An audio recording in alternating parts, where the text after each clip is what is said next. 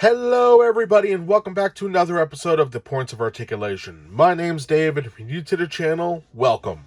Today I'm looking at the Star Wars Starships Select AT-ST Walker. It's number 29 and released in 2024. This vehicle was first seen in Star Wars Episode 5, The Empire Strikes Back, released in 1980. And I know it's in the Battle of Hoth, but for me, growing up, I always remembered seeing it first in Return of the Jedi. So, for the videos when the items are in the box, what I'm going to do is we're going to look at the box, open it, take a quick look at the ship, get a nice detailed look, put it on a stand, look at the paint and other dimensions, compare it, and then we'll be done. So let's get started. Alright, so at the top we have number 29, we have the Imperial logo, we have an AT-ST diagram right there, or a schematic, looking pretty cool. We have Star Wars, the vehicle itself, looking nice. Sorry about the plastic, a little scuffed up. At the bottom we have AT-ST, Hot Wheels, Starship Select. On the side, on the other side, on the back, okay, we have a base plate, sort of like the AT-AT. Pretty cool. We have our image of the AT-ST right there, or Chicken Walker, as a lot of people like to call it. We have the other ships in the line, which are pretty good. That may be coming up soon. We have some copyright and warnings. Jesus, look at all that stuff. And then on the bottom, we have all our copyright, recycling, all this fun stuff, Disney. Copyright crap up the wazoo. But looks like a nice piece, decent box. So let's crack this bad boy open. So when it comes to these vessels, what I like to do is just rip the box open. I don't keep items in the box at all except my NECA stuff. So let's just get it over with.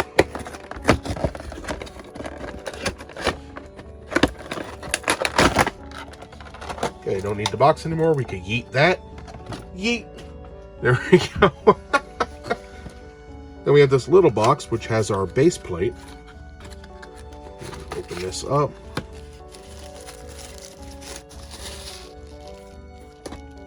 Looking pretty cool. Nice. So we can put this to the side for now. And I'll take this and we'll eat it. Okay. There we go. Got this. Take this, put it to the side. We have our backdrop here, which has little schematics of all the different ships, or blueprints I should say, I guess. But very cool. Nice. Some of these ships we will be looking at very shortly. Okay, we'll eat that. No longer need it. And now the ship itself. Well, vehicle. Okay, well, that was easy.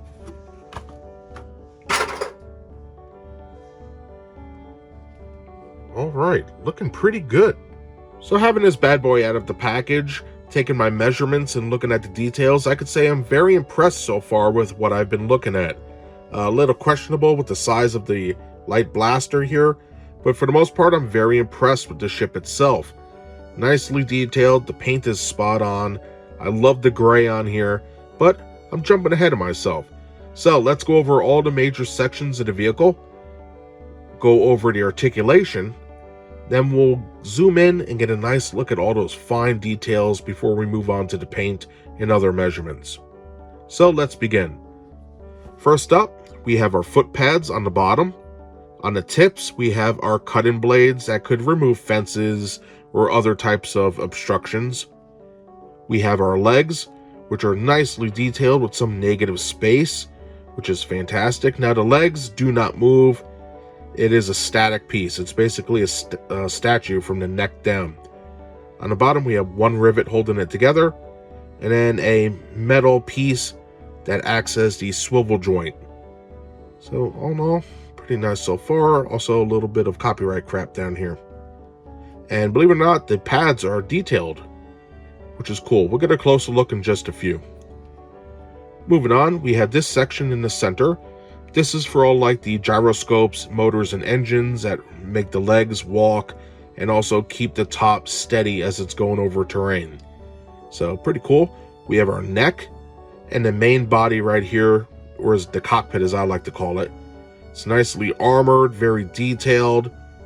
Right here we have our main blaster cannon, our light blaster cannon, our grenade launcher, viewports, and then at the top we have our access hatch, which is that little circle thing right there. So all in all, nicely detailed, looking good. Now for the articulation, each one of these pieces I was able to get the degrees of rotation. So this piece right here for the grenade launcher can only turn at 90 degrees. So you can see it's facing a little up. I could take that, rotate it, and that's how far I could get it. Any more and it's making weird noises. I really don't want to break it. So about 45 degrees there. The main blaster cannon here, well, that can move at about 45 degrees. So up about that much, and then down, see, about half of 90. For this bad boy, the light blaster cannon can go basically in a straight line, 180 degrees. So it could turn about that high up and go that far down before it stops. I don't know why. I really don't want to break it, so I'm not going to push it. But it's good rotation, I guess, for this piece. It's the other two I have a little issue with, especially since the grenade is facing upwards, which I guess if it's going to arc to hit the enemy, I guess that works. But I wish I had a little bit more mobility. Then for the actual head on the neck, that could turn at about 180. So if we look at it like this, it could turn about that far to the left and then that far to the right. So not exactly 180, but a good range of motion nonetheless. So that does it for the articulation and the different parts of the mold. So now let's get a closer look. Alright, having a closer look, we'll begin looking at the back of the pilot section or the cockpit. We can see these nice fans, little hoses here, nice little components, and nothing is flat. If I turn it, you can see everything is recessed in or raised up, and it looks great. Being zoomed in like this, if I look closely, you can see all these little dots where it's tried to print some sort of paint scheme. From a distance, you can't see that, but zoomed in here, you can see it's little pixels, sort of like a comic book. Anyway, pretty cool though. Looking at the top, you can see some great detail in here on the top hatch. Now the paint sort of rounds everything out, but the detail's all present for. It just sort of rounded out a little bit. But I think that came out great. For the side panel, we have some nice raised sections. Looks to be little rivets going around here, which is a nice touch. And I love the armor plating. Very cool. That's the same for the front. We have some armor down here. Nice detailing, and I love the sort of hexagonal shape around the light blaster cannon. Pretty nice. Now for the blaster cannon itself, it seems like it's way too big to me. Maybe it should have came out right about there. Sort of equal with this. But it is what it is. I don't know. What do you guys think? Do you think it's too big? I don't know. But anywho, we have this nice armor plate right here. No detailing on it really, but it still looks pretty good. Then we have our laser cannon barrel there, what looks to be some sort of laser sight mechanism. And then I don't know what the other stuff is. It's supposed to be a couple things. It's like 3 different barrels here. It looks like a rocket sticking out right there, which is kind of cool. So for the detail in here, if I turn this up, you can see it has some nice detailing coming around the sides. Pretty cool. If I turn it that way, again, we can see some nice stuff. Look at the tip right there. Beautiful. On the other side, it's basically the same armor as the other side. So there's nothing really going on much. Still looks amazing. The only major difference is the weapon. So we can see here we have our grenade launcher, which is detailed pretty well. If I turn that up, you can see it's basically just a cylinder. And tilt it back this way. And it's still sort of arced upward. Pretty nice nonetheless. For the front, we have our portholes, or viewports. And the armor, you can see there's little tiny details where the shield would latch up to the top, sort of like a hinge. That is some great detail in there. And then the windows are recessed in, or viewports. Glossy black paint in there, and we can see more of that printed design. Pretty cool. Some armor. And then we have our main blaster cannon right here, which is detailed pretty well. See a little sight piece right here, probably a laser sight. And then the barrels are actually detailed, which is pretty cool. And again, it doesn't really move that much, but it's pretty cool. The other side, just if you're curious, it's the same as the other. Nice. And what I like is, if you look underneath, you have these pieces here. And you might be going, well, what the hell is that? Those are supposed to be wires that are hanging underneath. And they just, instead of making negative space, they sort of filled them in. You can see there is some detailing down there. Nice touch. A lot of this stuff they didn't even need to do, but I appreciate it. Then we have our next section, which has this nice little detail to it, like cast iron. And that goes all the way around. There's no differences. If I turned it this way, it looks the same, but pretty interesting. For the main body, or the engine section, we have, again, a bunch of hoses, different armor pieces and doodads. Nicely detailed coming along the back here. Some good detail in there. Now, they sort of added detail in for these sections. This should all be unattached from the leg itself, but I guess they just filled it in and put all these panels there. I don't know. Weird choice, but it does look kind of cool. I'm not going to lie. For the back, we have this nice design here and all that, which looks fantastic. If I turn the head, you can see more of that detailing coming up through here to the front again. Then we have these two armor pieces there with a hose, and you can see like this cable or hose come right back down to the bottom. And then there's the bottom. So we have our rivet right here. We have the little connector for the neck rotation mechanism. Copyright crap. Just nice paneling and different stuff. Like I said, this should all be negative space, but they sort of filled it in, I guess, as a structural supports for the walker so you could stand it up. Just fixing the neck there, sorry. Nicely detailed. While I'm down here, the bottoms of the feet are molded and they look great. They didn't even need to do this. It just came out looking so cool to me anyway. Pretty nice. So for the legs themselves, they have a lot going on. What looks to be pipes, pistons, turning mechanisms. Everything that we would associate with an ATST leg is here. They molded it beautifully. And it comes down. We have that negative space with this little spur piece that comes out. Sort of reminds me of Ed 209 from RoboCop. And then we have our foot pad. Yeah, I guess it's a pad.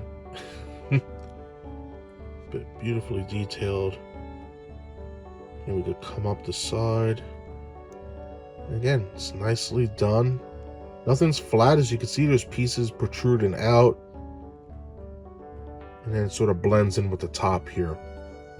Now, if we look at the front, it may seem flat, but there is some detail in there, which is pretty cool.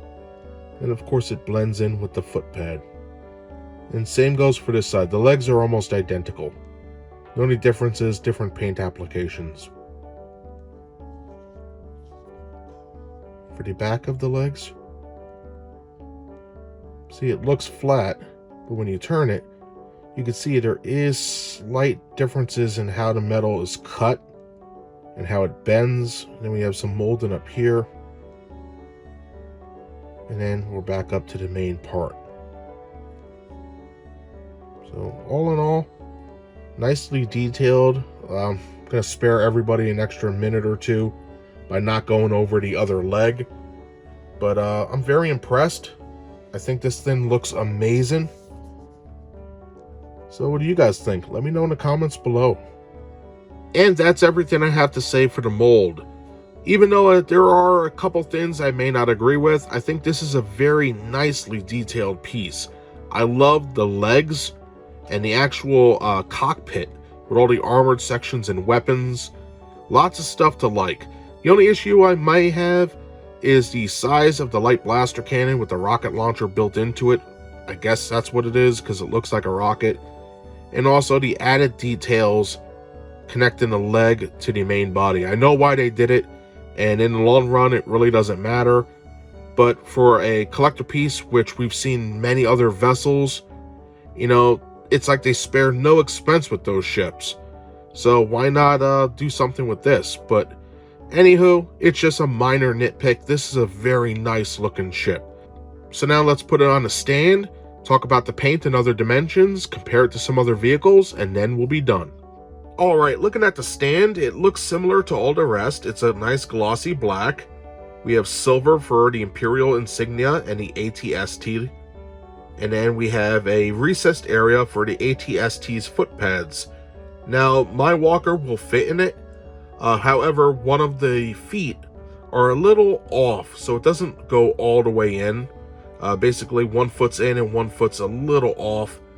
But what are you going to do? And then we have Star Wars on one side, Hot Wheels on the other, and of course, copyright crap on the bottom. So, to set up your walker, place your pad like so.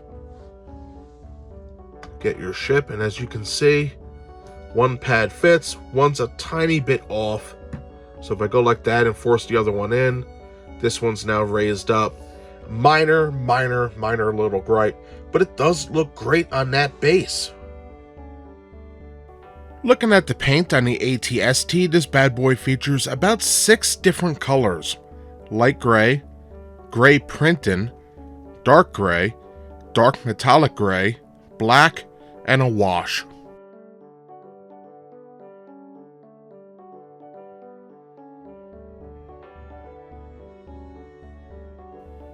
For the ship's height, it comes in at 3.33 inches tall, or 84.72 millimeters.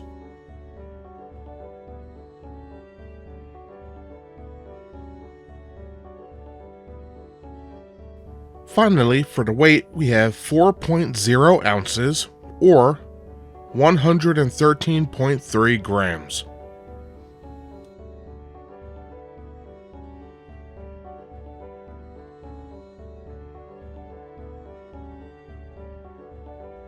For a size comparison with the Star Wars Starship Select ATST, I have it next to its AT-AT counterpart, and they look amazing together.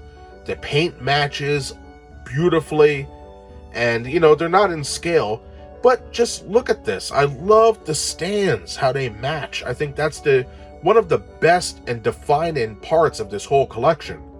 I love these ships. What do you guys think? Let me know in the comments below.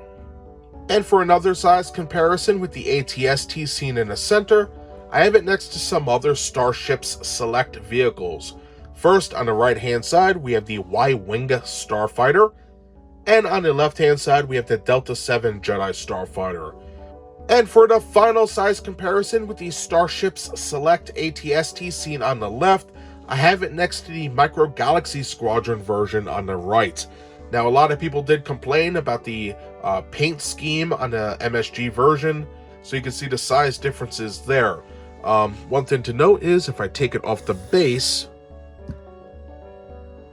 you know, you can see the big size difference there. All in all, though, Some amazing vessels, and if you're interested in seeing reviews of any of the ships I showed today, check the links in the description below.